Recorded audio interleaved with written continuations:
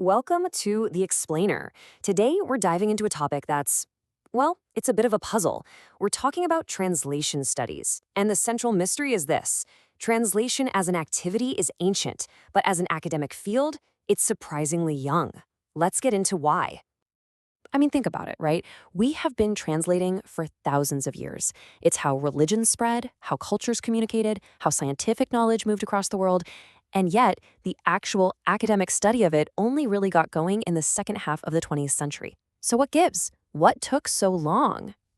Well, for centuries, academia just didn't see translation as its own field of study. It was kind of seen as something secondary, almost like a mechanical task rather than a creative or intellectual pursuit.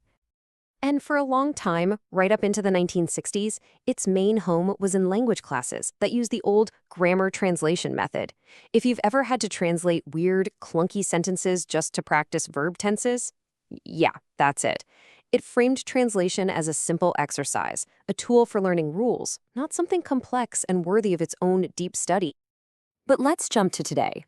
The global market for translation is massive. We're talking over $46 billion. It's absolutely central to trade, communication, culture, everything. So something obviously changed. How did we get from a boring classroom chore to this dynamic, crucial field? The shift really began when we started to expand our whole definition of what translation even is. Turns out, it's about a whole lot more than just swapping words between languages. A huge moment came in 1959 with a groundbreaking paper by the linguist Roman Jakobson. His big idea was that we're translating all the time in ways we don't even think about. He said there are actually 3 distinct ways it happens. And this is where it gets really mind-bending. First, you have intralingual translation, or rewording. That's just rephrasing something in the same language, like when you explain a complex idea in simpler terms. Then there's interlingual, which is the classic kind we all know, but the real game changer was intersemiotic translation. This is when you adapt something from one system of signs to another, like turning a novel into a film, or a poem into a piece of music. Suddenly, a movie director is a kind of translator. So with this much bigger, more exciting view of translation, all these scattered ideas needed a home.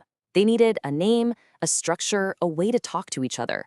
And that big breakthrough moment finally came in 1972. Everything really crystallized with a single paper by a scholar named James S. Holmes. Before him, research was all over the place.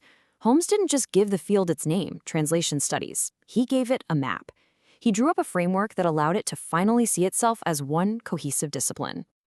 Let's take a look at this map, because it was totally revolutionary.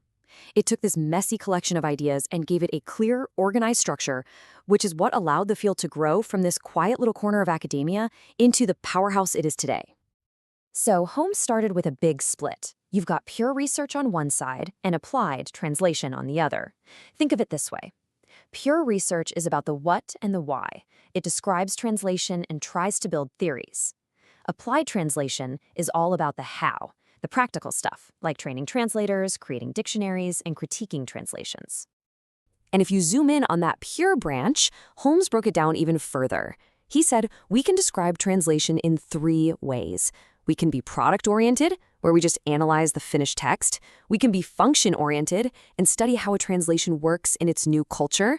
Or, and this is super cool, we can be process-oriented and try to figure out what's actually happening inside the translator's head. All of that descriptive work then fuels the theoretical side of things. Scholars use those observations to build models. Some are aiming for a big, unifying, general theory that explains all translation. But most focus on partial theories that look at specific areas, like machine translation versus human translation, or what's unique about translating poetry.